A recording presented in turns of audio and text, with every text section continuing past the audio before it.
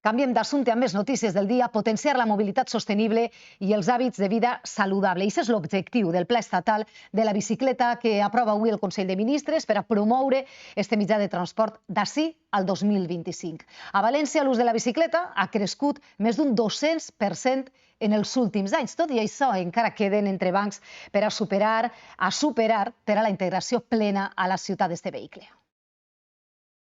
València té 168 quilòmetres de carril bici i quasi 18.000 aparcabicis. Moure's a pedals és cada vegada més habitual a la ciutat. De fet, les dades constaten que amb més creació d'infraestructures, major nombre d'usuaris. Està al voltant del 214% en 5 anys. Som ara mateix una referència a tot Espanya. Increíble.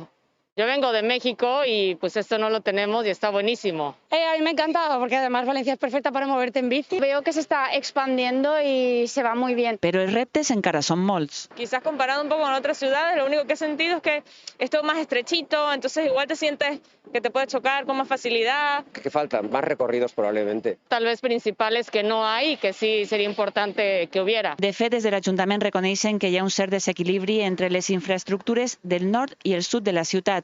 Per a solucionar-ho, abans que acabi la legislatura, estaran operatius 6 carrils bici nous, avingudes principals que avui no ofereixen mobilitat segura als ciclistes.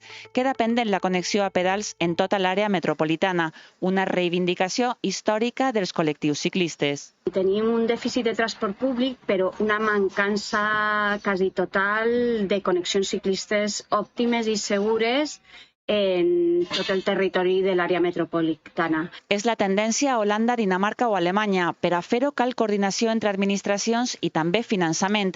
Dos qüestions bàsiques també per a projectar un gran aparcament de bicis a l'estació del nord seguint el model de les grans capitals europees. Aparcaments de llarga duració, no? I vigilats per anar als llocs de treball.